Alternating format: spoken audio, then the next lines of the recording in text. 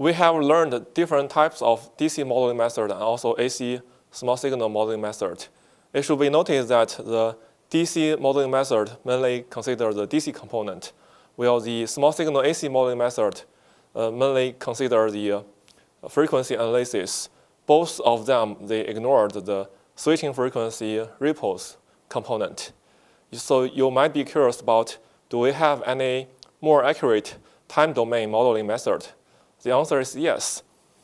So this lecture, we are going to introduce a accurate time domain modeling method, which we call it as a generalized state space averaging method, which we usually refer to as GSSA. So first, let's have an overview about the basic features for GSSA. Basically, there are three fundamental features. First is that when we use the GSSA, we usually express the state and control variables.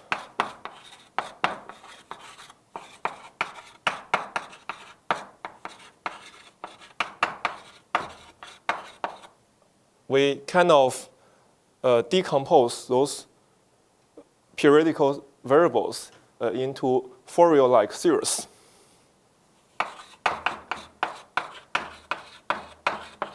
So we express them in Fourier-like series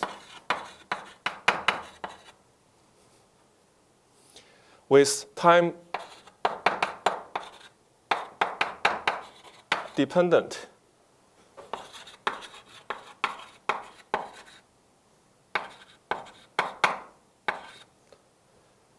coefficients.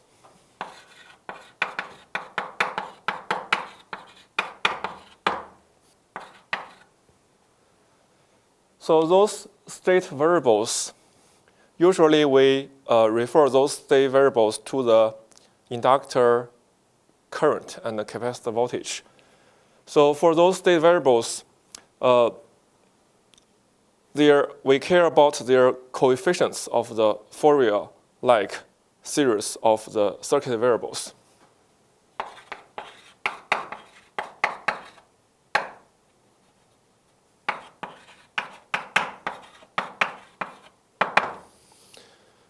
So after we expanded the periodical signal into Fourier-like series, we care about the coefficients of those series, and we utilize them as the state variable.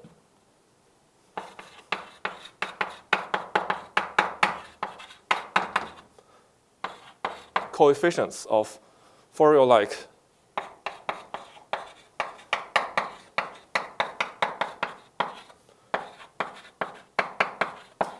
series of circuit variables.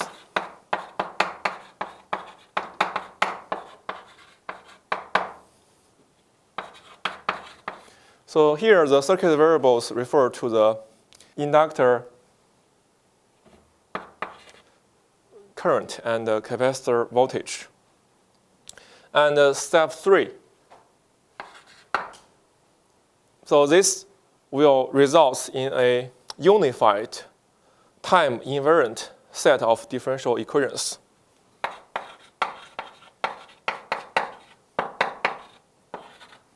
A unified time invariant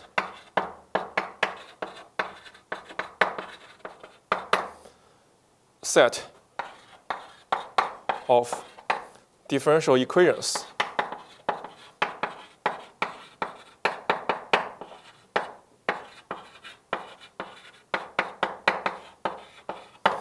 We usually can express this set of differential equations in matrix format.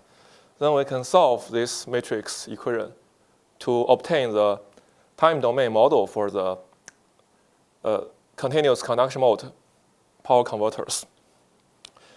So that is the basic features. Next, let's look at the mathematical basis to analyze the GSSA model.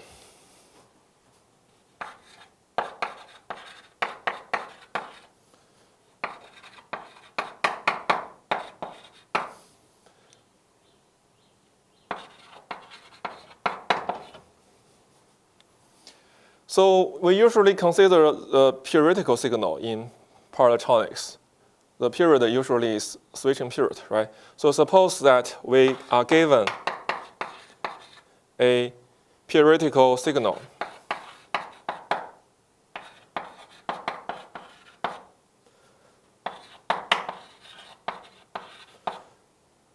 The quantity is noted as xt, while the period is equals to t, the switching period.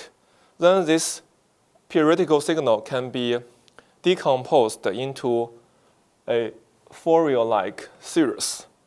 For example, the xt can be expanded to be equal to the summation of xk t times e to j k omega t. This is kind of the Fourier-like series. By doing the sum from k to k starting from minus n to positive n, where n is integer, right? And also the omega here is the angular frequency, right? So where omega equals to 2 pi over t. And this x bracket t is the coefficient of the Fourier-like series. So similar as the Fourier series, the coefficient can be expressed as 1 over t, the integral from t2 period to t. This is like integral over one switching period of x tau times e to minus j omega k omega t tau d tau. So see, since we have this exponential minus j term, it means that x bracket t is a complex number. Right? So this is a complex Fourier coefficient.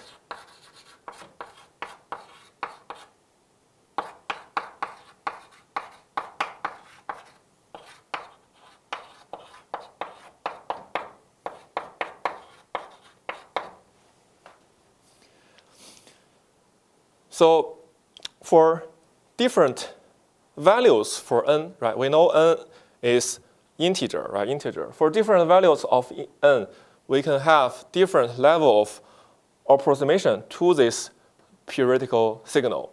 For example, if we take n to be equal to 0, then we will express this Fourier serial. There will be only one term, right? N equals to 0. There will be only one term left, which is k equals to 0, right? So we can express s t to be equals to bracket x 0 t times e to 0 exponential 0, which is equals to 1, right? So it equals to x 0 t. So by the way, you should note that this Fourier coefficient is time dependent, right? Time dependent. So which means that it depends on t, okay? So then we come to here. If n equals 0, we will see that xt can be approximately equals to the Fourier-like coefficient with the k equals to 0, right? So basically, this is essentially the same as the state space averaging method. So identical to conventional SSA method. In SSA method, we do the average over one switching period. Means that we ignore the switching frequency components, right? So then this Fourier coefficient, right? Fourier coefficient can be calculated as x0 t based on this formula equals to 1 over t, the integral from t to period to t of x tau. So this exponential term also equals to unity, right? So then we have d tau. So look at here, this is exactly the average of the signal over one switching period, right? So that's why we call this as identical to conventional SSA. And next, if we consider n equals to 1, then the xt can be expressed by the summation of three terms with k equals to -1, k equals to 0, and k equals to 1. So we can write the expression for xt correspondingly. So equals to x minus 1, minus 1 term of the coefficient to e2 minus j omega t plus the k equals to 0 term plus k equals to plus 1 e2 j omega t. So the summation of the three items. So for n equals to 1 scenario, we call this as first harmonic approximation.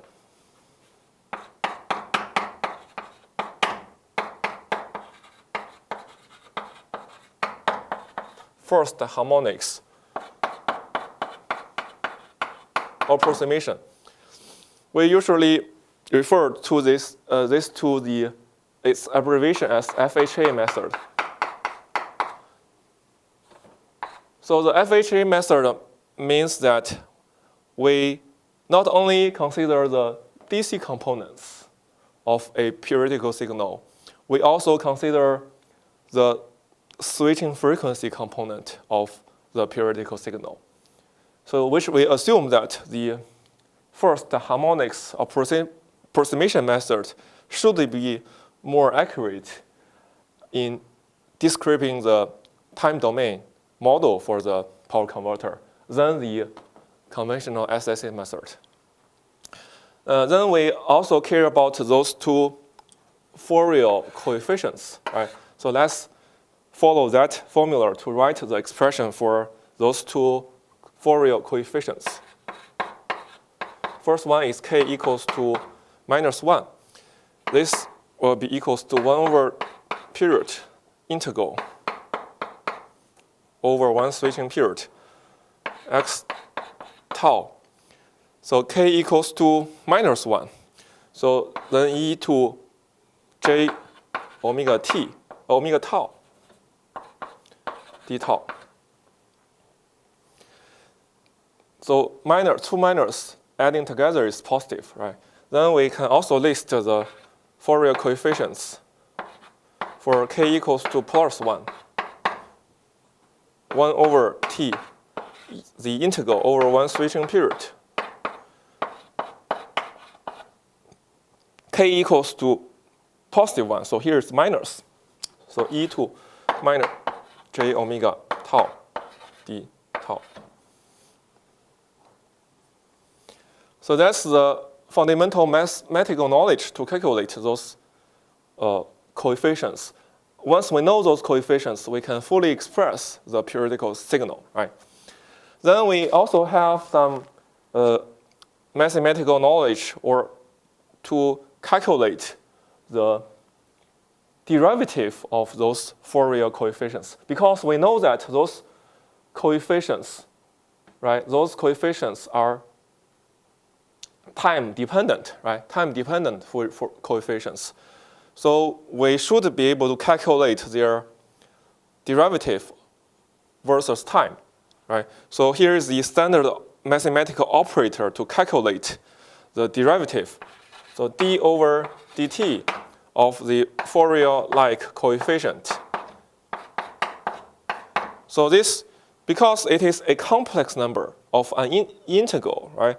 So the derivative of this integral, the integral is the product of the x and exponential. So we can separate this derivative into two parts. First part is here, right? Minus j k omega times this function as x k t.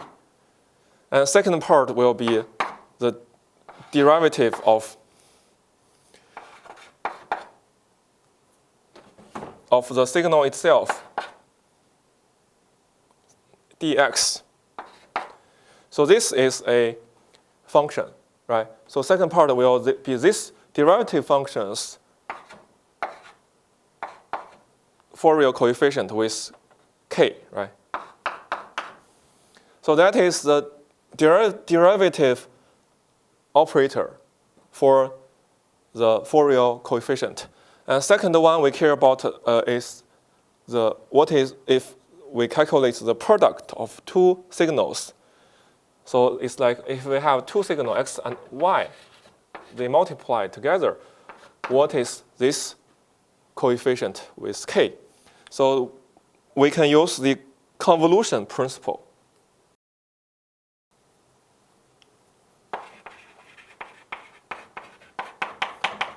So this is like the convolution calculation.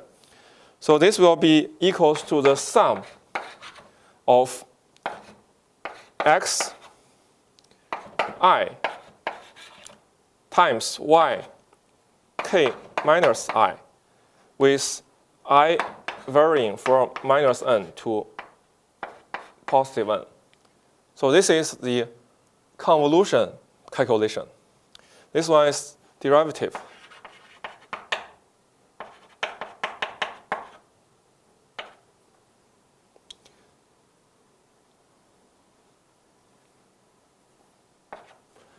And the third operator we care about is what if the one signal is real signal for a real number, for a real x. If x is a real number, then we will have the x minus k equals to the conjugate of xk. So derivative, convolution, and conjugate, those three operators provide us the basic mathematical basis to simplify our analysis later on. Okay, so in this section, we have introduced the fundamental knowledge for the GSSA. As we can see that the core of GSSA is that we decompose the periodical signal by its Fourier-like series. We usually refer the scenario of n equals to 1 as the fundamental harmonic approximation. So the fundamental harmonic approximation is more accurate than the state space averaging method.